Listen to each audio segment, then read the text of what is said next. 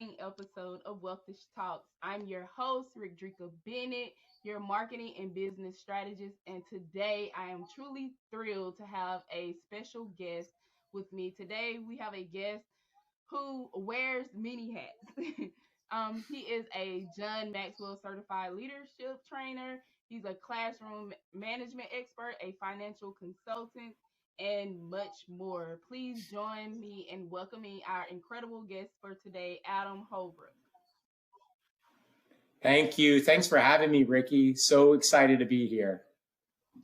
It is my pleasure to have you on the show. You've got quite a very impressive bio, and I love how your journey has reshaped you in different facets of entrepreneurship as well. So, how do you kind of manage to balance all of these roles and still find time for yourself and embrace self care and move forward? Wow, what a great question. I love that we're not wasting any time. Let's just get right into the gut. It's about creating habits. I create habits all the time. I'm always thinking about how I can rearrange my time. I love to exercise in the morning, but there's just not enough time for exercise. So then I started waking up at 5 a.m. and I go for my morning walk at that time. I'm like, you know what? It's something that's very important to me. I got two young kids and a family, and I got work, and all right, I still want that. So I started waking up early. Like at nighttime after dinner, I was struggling to find reading time, right? Like, all right, so here's how it goes, Ricky. I have dishes, and I hate doing dishes. Dishes are the worst thing in the world. They pile up every single day in the sink and at nighttime, and I get so frustrated by it. I talked to my wife. I said, honey, can we just hire somebody to do this for us? And she's like, we're not hiring somebody to do this. And I said, all right, well, then we're going to start using paper plates. She's like, we're not using paper plates. And then I'm like, I tried convincing the kids to do the dishes. They were excited for the first day, but then after that, the excitement wore off and I was back at them. But when I started looking at why I hated doing dishes, it wasn't the task of doing dishes that I hated. It was that it was taking away my time to do something that I wanted to do, which was reading. I love to read, but I didn't have a habit of doing it consistently because I was struggling to find the time. I was so frustrated by these dishes, but in reality, I wasn't frustrated by the dishes at all. I was frustrated at the time they were taking. So then I started thinking about it and I said, you know what? Right after I get done doing dishes, I take Luna, our dog, on a walk. I started listening to my audios on my walk with my dog, and I started giving Luna a longer walk. She's happier now that I give her a longer walk, and it kind of made me change some routines within myself too, and said, instead of calling somebody while I'm driving, I listen to my audios. Instead of playing music in the car, I listen to my audios. I'm always trying to get to the heart of my frustration, right? Like, what is that frustration that is inside of me? And most people want to blame that frustration on another. Like I wish my wife would stop cooking so much food so I wouldn't gain this weight. Or I wish that my boss would promote me at the job. Well, maybe practice self-control and not eating so much, or exercising routine, or maybe make yourself into a better person, make yourself more promotable. We have to always look inside ourselves and how we can make some changes within our frustrations, because everything that we're frustrated by is an opportunity to get to know yourself better. But with that, yeah, it's just about creating good habits. And I think that's sorry, I went off on this like crazy tangent there about dishes. No, I think that's amazing because I think it's a process of personal development, and not just personal development, but self care and mental health. And as entrepreneurs, we have to have that foundation of self care, personal development, and mental health, and take all of that in, because many times we don't pay attention to our stress levels, and that can create health issues or other problems in relationships. And then many times we stay stagnant for so long that we prevent our own selves to be able to grow. So I think it's all a process of creating those healthy habits and going on that journey to get to your true self so that you can really become a better person and more valuable to others. And I think You're what I've noticed for your background, you've actually had to go through that journey on your own. Can you tell us more about what that journey was like for you? I started a business out of college, which I had zero money. I didn't have any money, and I was chasing wealth my whole life. Right? I didn't have any money to start a business, so I started a commercial office cleaning business. I figure I can clean people's, offices, their bathrooms, and I could build a business. I really like the idea of a residual income business, meaning I didn't have to always be searching for the next customer. If I get one customer and they pay me a monthly fee and I keep them happy, they're going to stay with me. So I had built this business, this commercial office cleaning business, up to 14 full-time employees, but I was miserable with it. I had a victim's mindset. I blamed others for my failures. I didn't take responsibility for myself. I really was failing at it. Some examples are, this one guy, he asked me for a job. I had given him the job to clean. It was an overnight shift, which he really didn't want to work. And I still gave him the overnight shift. And then he asked me for $10 an hour. This is 2005. And I said to him, I knew he needed the job, so I knew he would work for less money. So I paid him $8 an hour. Well, after like 3 days, he asked me, he's like, hey, can I have a cash advance? And I was like, all right, I'll give you a cash advance. He said his landlord was going to throw him out on the street. So I gave him $1,000. The next day, he doesn't show up for work. So I decide at that time, because I had a victim's mentality, but in reality, I probably led him to this point of taking advantage of me. I decide I'm going to show up at his apartment and get my money back. I start banging on his door. He finally opens the door and I say, give me back my money. He's like, I don't have it. I spent it. So I plow my way into his apartment. I start looking around for something of value I can take. I see this air conditioning unit. Like, there was nothing of value in this whole apartment. I go up to the window air conditioning unit, put my arms around it, and I yank the thing out of the window. And I say, I'm taking this, as I walk out of that apartment with a false sense of victory. So like, the only thing I was grateful for at the time, well, I was grateful for the universe for making the next day one of the hottest days of the year, and he got to sweat his butt off. But like, these kind of things were happening to me over and over. I go visit my all-star employee on the job, and he's pissed drunk. He can't even stand up straight while he's there. And I'm like, man, you are like, I wanted to fire him instantly, but I couldn't work his shifts on top of mine. He starts telling me that his girlfriend threw him out on the street because she found out he cheated on her. So I decide I'm going to buy him an air mattress, a mini fridge. I set up a bedroom in my office space, and he lived there for 3 months for rent free. And in the end, we had the big blowout argument, and I had to fire him. But the bottom line of that story is, if I look at that relationship with him, me and him, what we connected on was, we used to womanize. We used to talk about women as objects. And that was the basis of our relationship. So I wasn't a good role model for him. And it probably influenced him into making a decision that he didn't want to make. So these kind of things were happening through my business. And then finally, Christmas Eve 2005 had come, and I'm on a cliff. I had thought about it millions of times, taking my car, driving it off this cliff and ending my life. I wrote a suicide note to my parents.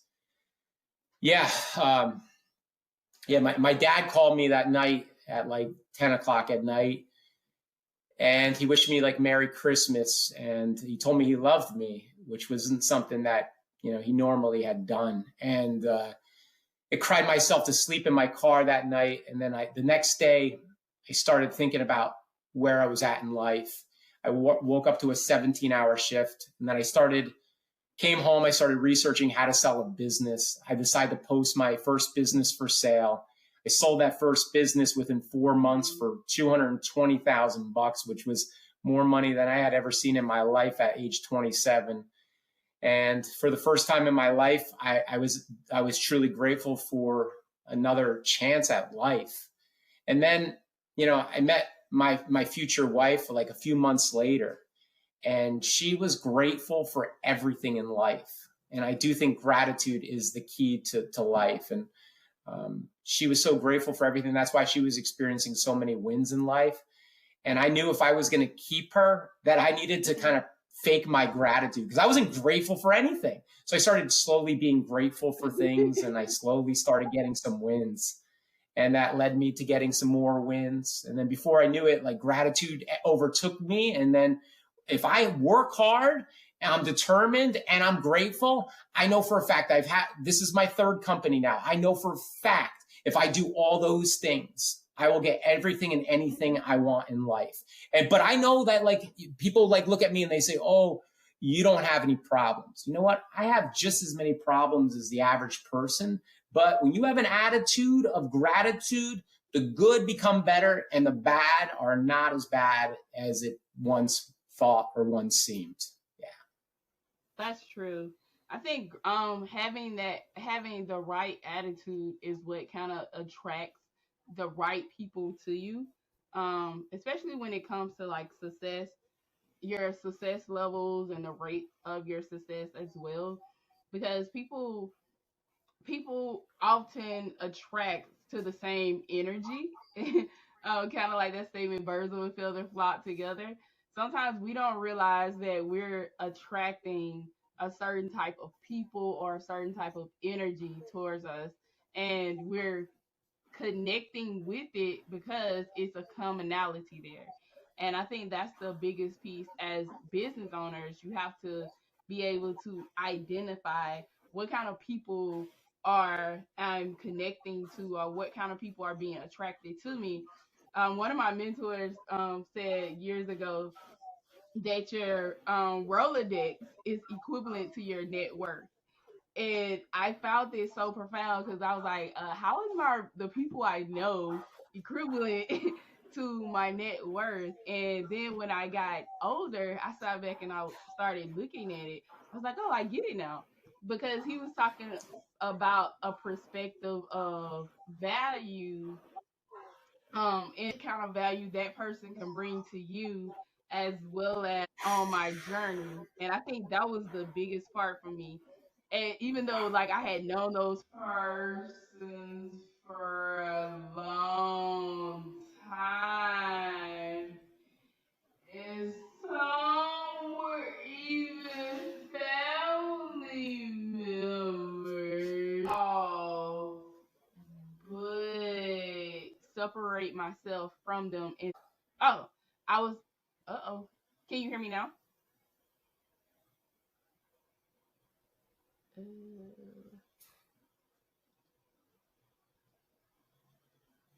can you hear me now? Oh, there you are. I gotcha. What about now? Oh, you're in and out. Okay. I disconnected on certain aspects just so that I can move forward to where I wanted to be. The key to kind of embracing your uniqueness and your journey in entrepreneurship, and just to accomplish So I guess my next question is, I know you have a book coming out soon. Can you kind of dive into that book and tell us Oh man, I'm so excited for this. You just said so much stuff. I feel like I want to like talk about all that too. Number one, my book is all about developing who we are as an individual, because it's called Character Evolution. Because who we are on a good day, right? We all can pretend to be somebody on a good day. But when life is against us, that is who you truly are. So we have to ask ourselves who we are on a good day. We can all pretend to go on vacation and live in Disney World and be happy in Disney World. But when life is against us, who are we on that day? That is what my book is about. My book is about developing the person that we are to get more wins in life. I used to judge people. I was jealous of others. I wasn't honest with others. I didn't have empathy for others that didn't see the world the same as me. And those are the reasons that I wasn't going up in life. What you were talking about earlier was like, oh, we want to build our inner circle. I love that idea of building our inner circle. But I also want to mention, because I used to build my inner circle with people that just thought the same as me. They were good people, but they thought the same as me. I like finding good people that are in my inner circle that think completely different as me, because that is how way I'm going to grow. I used to hire people that used to think exactly like me, and I was going to hit that glass ceiling, and I wasn't going to be able to go over that glass ceiling. My book about character evolution, we're talking about each individual, 10 different traits of character. From forgiveness. Think about the last time somebody's done you wrong. If somebody ever did you wrong, what happened to me in the past is I used to let it weigh on my shoulders. I'd get frustrated with them. I let it bottle up. And then all of a sudden I'd have a big outburst on them. I'm like, and I'd say I'd apologize to them, but I would never actually truly forgive them. Like, forgiveness is letting it go, and letting it go because for your own mental health. Most of the time people don't want to forgive because they believe the other person is wrong, right? But forgiveness is a selfish act. You forgive for your own mental health. That wasn't me. I used to hold those grudges, be like, yo, that person did me wrong. And if they didn't apologize in the way I saw fit, I wouldn't accept it. I would be like, no, that's not an acceptable apology. Like, you need to go back and think about what you did. But all of this stuff was weighing me down. And it was causing me eventually to, become suicidal. I was not a very good person to be around. And I judged people that didn't see politics the same as me. And I held grudges. And, now one of my ultimate things is, and this is all in my book, is I pride myself on loving everyone, loving as many people as I possibly can. Now, I love that you say that there's boundaries, because we need to protect ourselves, right? Our own mindset is the most important place. Once you become healthier, right? So there's certain people that are in our life, that maybe even family, that push those boundaries, right? You know who I'm talking about. They push your boundaries and they try to get under you. It's like, well, how are you going to create boundaries around these people that you love and that are like part of your family? Well, you still do it. You find that, whether it's going to the family gathering instead of an all day thing, you go for an hour, or you do an event, or you make a phone call to a loved one while you're driving to go pick up your kid from school. And after 10 minutes, very easy to get off the phone. But after you have these boundaries, and you get yourself better, you no longer need those boundaries, right? You don't need them. And those people won't have the power over you like they used to have. But you probably find yourself not wanting to be in those situations nearly as much anymore. As much as you have those boundaries, you don't need those boundaries. You just kind of find yourself naturally attracting yourself to better people. And a lot of times people say, oh, well, I don't have those good people in my life. I'm going to say, keep looking. Keep finding them. Keep looking. Read people's books that are an inspiration to you. Keep looking. Don't settle back to the people that take you out of who you are as a person. I pride myself on being a loving person to everyone, but there is a time that I wasn't self-aligned. And very recently, on the highway, I'm driving. I love all people, right? But then all of a sudden, I see this guy going zoom, zoom, zoom, driving like a maniac on the highway. I'll purposely try to make his life miserable. I'll get in the two lanes where he can't get over, just to make him. But that's not really loving for me. That's not loving. Okay, for me, I need to let that go. So now if you are driving on the road, you want somebody to cut off, you're looking to get in, come find me. I'll let you in. I'm that guy now. You can come in me. I don't play those games anymore on the highway, because I want to try to live my message day in and day out.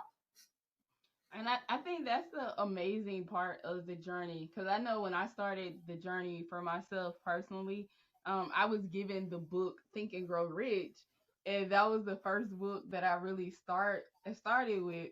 And then my second book I was given was Brian Tracy's No More Excuses, and it was around the third, maybe the second section of that book he talks about how we make our own selves victims of circumstances and how we blame others for where we are. And I was like, oh. And it was that those two books completely, like, one, they challenged me, but two, by the time I finished reading them, I was convicted, and it really changed the outlook in the direction that I wanted to go on. So I definitely understand the journey in the boundaries, and really just moving forward with it. And I think those are qualities that, even as a leader and an entrepreneur, that we have to have. So let's shift gears a little bit. Can you kind of talk to us about your role as a financial consultant for schools? Because I think that's very unique. And how did you approach So advising educational institutions? yeah, I've sold a couple of companies. The last one I sold was January 14th, 2020. I sold that business for 7 figures to Culligan Water. That I act as the financial consultant for a nonprofit called Peace Through Play Nursery School, which is an amazing school that follows a lot of philosophies that me and our family are very dear to. And that's why I feel so passionate about it. Recognizing that if I can add value, that is where that's where I need to be, right? And recognizing that the whole purpose of life is adding value. And I have to ask myself, what are my strengths? Because a lot of times people look at their weaknesses and they spend a lot of time developing their weaknesses. But if you develop a weakness, the best that you'll become is average. But if you can work on your strengths, you can basically become great and an all-star. So I recognize that I'm really good with finances. As much as I don't love it, I love leadership training. I'll be honest with you. I love leadership training, personal development. I can see that you're passionate about those things. I'm good at money, but I don't love it.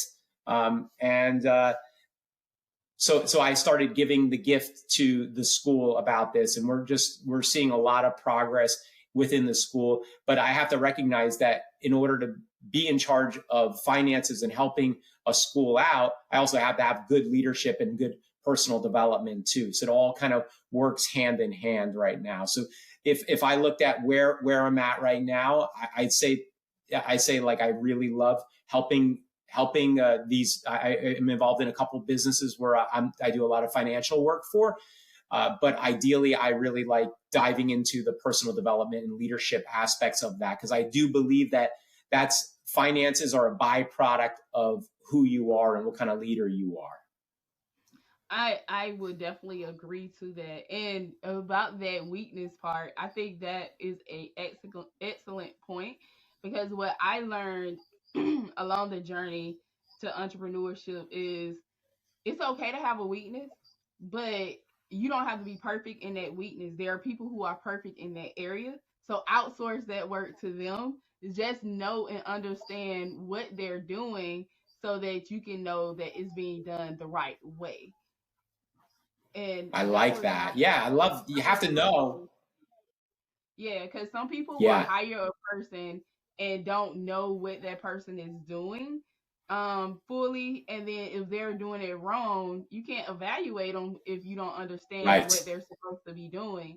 So that was one of my learning lessons, probably like my third year in entrepreneurship, is making sure I fully understand what I'm hiring a person to do, if I it's a love that. weakness of mine. And that was a growing point for me as well, especially as an employer for employees. So yeah.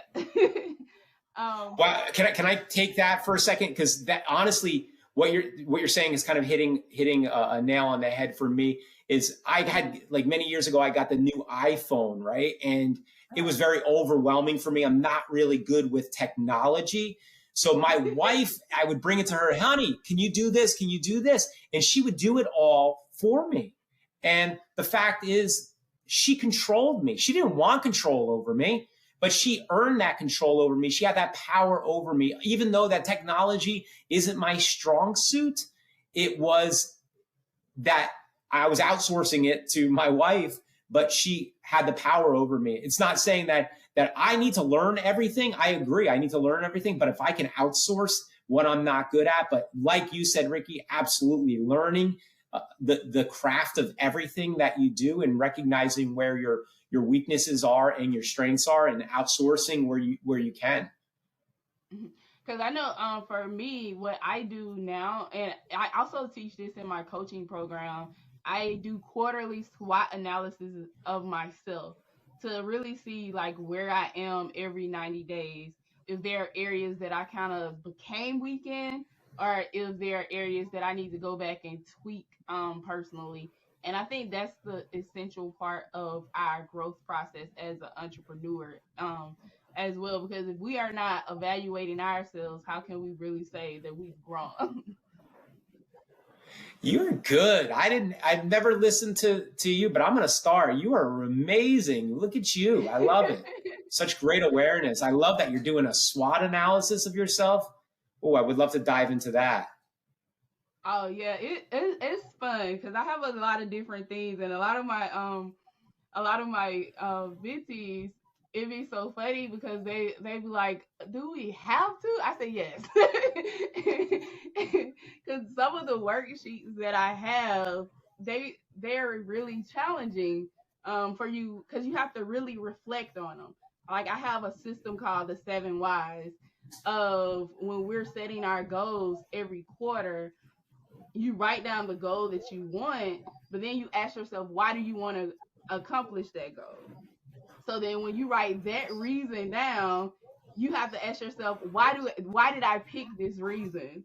And then you write that reason Yes. down and you ask yourself why again. And you have to do it 7 times to get to the root of why you want to do it, to make sure you're not just doing it because you see someone else doing it, but making sure that it's something that's going to truly traject you towards the goals that you really want, um, and the person that you want to be.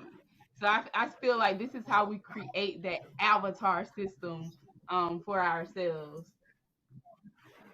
I love it. The why statement is so important, Ricky. I love that you're doing this with your clients, because a lot of times we even attach our whys to finances too. Like, oh, Mm-hmm. I really want to start this new business so I can have enough money to buy a big house and support my family. Well, that's not gonna get you to your why. That's not gonna make you successful, because if your why is not strong enough, when things get tough, you're gonna quit and you're gonna fail, right? So your why's got to be strong, right? Like my one why, I have a few, but my one why is I I like helping the teachers. I teach the teachers how to get the kids to behave in the classroom. I love adding value to the teachers so they can teach the kids better in the classroom. That way, I feel better. If I'm adding value, I'm feeling good about myself. And then in reality, the finances follow, right? For this business, if for my speaking business, my keynote speaking business, if I can get in front of the stage and I can add value through the art of storytelling, I think people love storytelling. They don't want to say, "Oh, you got to do this and do this." It's like, no, nobody cares about that. But if you can tell one of your failures or your vulnerability through like your storytelling, people can connect to that, because then you're saying like, "Hey, I'm not better than you. I'm with you. I had the same thing happen to me." And I totally agree, and I love that even in your book you talk some of the chapters that you talked about connection, empathy, and gratitude, and I think all of those kind of connect with your why that you have for people and for your love of teaching and leadership. So I think that's the key of really just being able to connect with others, and also being willing to be open enough to give value to others, because some people become entrepreneurs just for the finances, but those are those who really kind of struggle with making the money, and not realizing that if you do add the value, that the money will follow. So I definitely love that statement, because what I had to realize was one of the things personally that I did was people would sign up for my programs, but then they weren't fully committed to it. So I would be like, okay, this is not for you, and I'm not going to take your money because it's not for you. So I'd rather you wait until you feel like you're ready for a program than just take your money for no reason. And now I kind of weed out the people who I work with, because I value my time, but I also value your time and your money to a point where I'm not just going to allow you to set up or sign up for a product that I have that is not going to benefit you at that time. I love it. I love it. And it sounds to me like you have like a nice little stream coming, and you have multiple avenues, right? You have the podcast that introduce people. You have a lot of things in what they've told me in this industry and in all industries in life. It's all about it. People are waiting around for that opportunity, but it's too late to prepare when you get the call to perform. So make yourself better now, and then the opportunities will come. If your business is stuck right now, what I'm trying to do is I'm getting a lot of business with a lot of speakings, a lot of keynote speaking gigs. And I do some leadership, I do leadership training development, but I don't have a consistent 360 program, right? So I'm doing a lot of these one and done things, right? Like you might have like, a mastermind or a class that you teach, and you're doing a little bit of one and dones. Well, what is the 360 program where you can consistently add value for an extended period of time to those same customers, so you're not having to always be seeking out the next customer? And I think that's a good point for business owners, especially for those who sell products and services. Because I think for me, I have multiple platforms that generate leads towards my company, and I love it.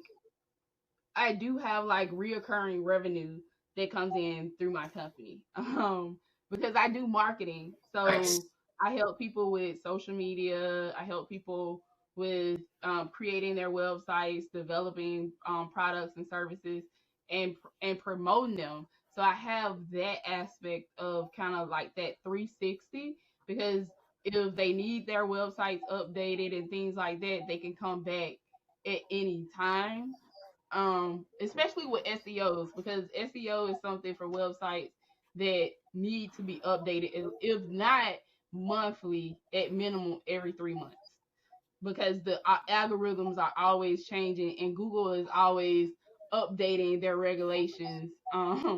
Almost every 6 months, Google makes a change.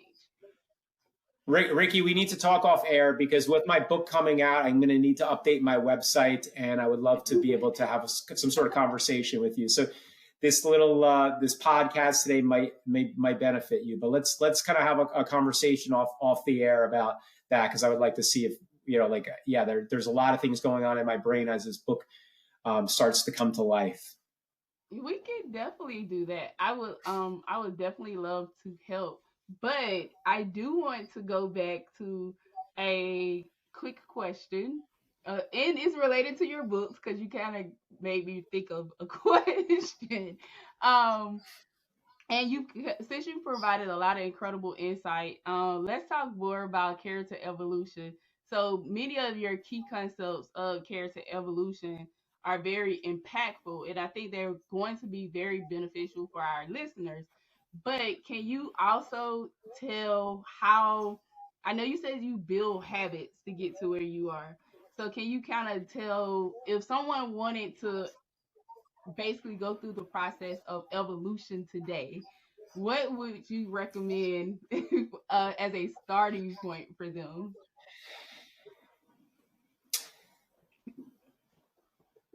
I mean, we talked about the awareness of your frustrations earlier. That's very important. I think it's important to always be filling your cup up every single day. I feel Okay. like it's really crucial to find out what your needs are and then giving to yourself.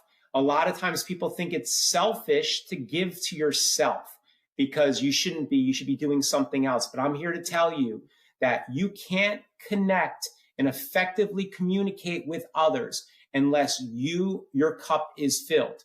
During COVID, I was home with the kids 24 hours a day, 7 days a week. I love my kids dearly, but that was a lot for me to handle. And in the beginning, I found myself breaking up their bickering, cooking, cleaning, doing laundry. I was sneaking away to the bathroom several times an hour just to check on social media.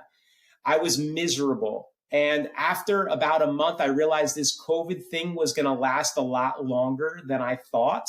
So I needed to find something for myself because my cup was completely dry. There was no water in my cup. So I had nothing to pour into my kids. So I decided I was going to fulfill one of my childhood dreams. I always wanted to get on stage and make muscles in a bodybuilding competition. So I decided I had worked out my whole life, but I never was able to get the body that I had dreamed of. So I hired myself an online bodybuilding coach, and he gave it to me straight. He said, if you want to get on stage, you got to start weighing and measuring your food and making sure you hit the right number of macronutrients, calories, fats, proteins, carbohydrates. So every morning I'd wake up, I'd go downstairs, exercise before the kids were awake, and then I meal prep for the day. And within 12 months of this routine, I was able to get on stage and compete in my first ever men's bodybuilding competition in the physique category. I actually entered in 3 different categories, and I won first place in the Masters over 40 category. Before you get all excited, Ricky, hold on. It was on the downturn of COVID. There wasn't a lot of competitors there. When they announced the competitors for the over 40 category, I was the only one on stage. So they gave me this really cool medal. I can show it to you right here. Oh. I got this really cool medal. Look at this thing. I got this really cool medal saying I got first place in the men's bodybuilding physique category, but I was the only one competing. So I got the first place. The bottom line of this entire story is that every day when I was giving to myself, weighing and measuring my food, exercising for myself, I loved being home with my kids. I loved it more than anything. I loved spending time with my kids, and my kids saw how excited I was to spend time with them, and they fed into my energy. We would go for hikes every day. We would hang out with friends that were in our pods. I was excited to be with them because my cup was filled. I was able to pour into the others. So if you want to start somewhere, I want you to, 2 things. I want you to become aware of your frustrations and ask yourself, it's the changes within yourself, right? The changes that never blame another for your frustrations. Just because someone else did something wrong in your eyes doesn't mean you have to react or do anything to them. You need to find out what that changes within yourself. And number 2, I want you to find a way to give to yourself every single day.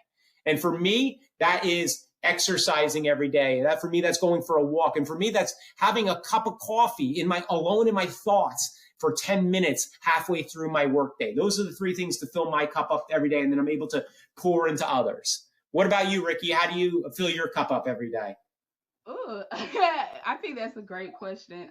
For me, I have to, I don't wake up, I don't set a timer to wake me up at a specific time of the day. That's one of the things that I have learned, to just let my body wake me up on its own versus forcing my body to wake up, because I had to realize that sometimes if I do that, I'm not getting enough sleep, or I'm not getting the right level of sleep, because I want my body to fully go into REM sleep so that it can recover and be prepared for the next day. So that was the first thing that I did. And 2, I always do deep work in the morning. So within that deep work time frame, now mind you, even though I let my body wake up on its own, I'm up typically by 7:30.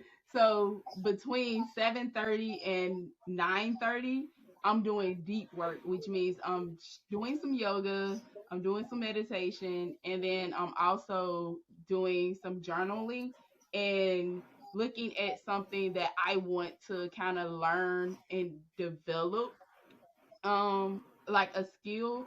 So each quarter I set a skill that I either want to improve or want to learn, and then I focus during that deep work time on that skill, whether it's either reading or watching a YouTube video or a course that I've purchased about that skill. So I think that's how I kind of fill my cup up. As well as when I hit certain milestones, I have this little cool jar that I put gummies in. So I love sweets. So, but I try to make sure I'm not always indulging in artificial sugars. So if I hit a milestone, I'll have like 10 to 12 gummies out of that jar and to celebrate for that day. So that's kind of how I do it. You just kind of hit, man, we're hitting on so many great things today. You're talking about celebrating, right? A lot of times people don't feel like they need to celebrate. It's like, they say, oh, I expected that to happen, or it's about time that happened. Instead of like, you know what? If you look at how far you've come from last year to this year, you have reasons to celebrate. And most of the time, people are always putting off their celebrating for another time. That's delaying your happiness to a later date. You're living into the future. You're always, oh, I got $1 million now. I'll be happy when I have 2 million. I have 3 houses. I'll be happy when I have 4 houses. It's like it's a never-ending cycle. Be happy now. One of the ways you could do that is be proud of yourself. Be happy that you were able to get a win this week. And if you got a win this week, that's great. You went to the gym this week and you didn't go last week, or, and eat those gummies, whatever you have to do, whatever that celebration looks like for you. That is awesome. I love it. Too many people don't celebrate because they're delaying their happiness. I have been guilty of that. I just probably in the last 2 years have gotten into a place of celebration because, and I told this story to my audience before. A lot of times I would get awards or certificates for something, and I would buy a frame, put it in the certificate, but I never hung them on the wall. So the certificates were in a frame on my bookshelf. So I acknowledged the fact that I accomplished it, but I didn't fulfill the process of celebration. So I definitely understand that. Ricky, I am celebrating this medal that I got first place that I didn't even actually win. And I'm celebrating this, right? But I didn't even do anything for it. But yeah, so you can celebrate those things too. You have much bigger wins than I have. That's amazing. Thank you. And I definitely love your message. And would definitely love to have you for a different collaboration, especially for the audience that I have, because I definitely know that they could benefit from personal development and mental health and self-care. But as we wrap up for today, what advice would you give the listeners who are expiring a life of purpose and significance? Ooh, that awesome. One word, it's not about you. It's about others. Well, it's not one word, but it's not about you. It's not about your ego. It's not about, your success. If you make other people successful, that is what life is about. That's life purpose right there. You get a gift. You have a gift, give it to others. If you want to gain new skills, that's great. Give it to others. So many times in my past, I would hold on to the knowledge that I had. I didn't want anyone to know about it because I had to stay one step ahead of everyone around me, right? I wanted to be better than everyone else. And it took me years to get that knowledge. I wasn't going to just give it to them and be like, they're stealing that knowledge from me. Let them figure it out on their own like I did. That was my thoughts over and over again. But if you look at the purpose of life is to give to others. That means giving your knowledge to others, giving your skills to others, acquiring new knowledge and giving it to them, but not helping them with what you think they need, but helping them what they need. Because if I'm going to tell you, hey, Ricky, this is how you hit. I'm a golfer, right? This is how you swing a golf club. You don't care. Like, I got to figure out what is it that Ricky needs right now? What does Ricky need right now? And if I am able to offer some insight or added value, that's the best way. But I like to do it through questions as opposed to telling another one, because nobody likes to be told what to do, right? Nobody be like, Ricky, you need to do this or you need to do that. Like people like, whoa, man, I know how to do my thing, right? Like, but if you ask them questions, it'll guide them to figuring out the problem on their own. And questions open another person's mind to the possibility of it being another way. So if you're really looking to live a life of significance, you got to ask yourself, how can I add consistent value to others? And if it's not about telling another, I go to Toastmasters meetings and there's a lot of people there. We're in those settings for people to give comments. But a lot of times people will say, I'd love your advice on this, or I'd love your input on this. In reality, they don't want your advice. They don't want to hear about it. They'll probably get upset at you for offering that advice. And because people don't want to be like, it's the word should. People like, you should do this, Ricky, or you should do that. The word should, I believe, is the worst word in the dictionary. No doubt about it. It's the worst word in the dictionary, worse than those swear words. Because the word should says that you know better than another, that you're up here and they're down here. Instead, we need to ask them questions. And if you're going to ask them a question, if you're going to offer your insight, replace the word should, as in you should do it this way, with the word could. Because the word could is a welcoming, it's a suggestion. The word should is a shutdown. It tells people how to be. Most people don't want to be shut down. They want to be welcomed. So the next time you want to offer your insight and help other people, it's important, but ask good questions and replace the word should with the word could. Awesome. I think those are words to live by. And Adam, it has been an absolute pleasure having you on Wealthish Talks today. And thank you for sharing your wisdom and insight to the audience today. And to all of my wonderful listeners, thank you for tuning in to another episode of Wealthish Talks. Remember, wealth is not just financial, it's about habits we cultivate and the positive changes we make in our lives. Until next time, continue to embrace your purpose, your passion, and your power on this entrepreneur journey.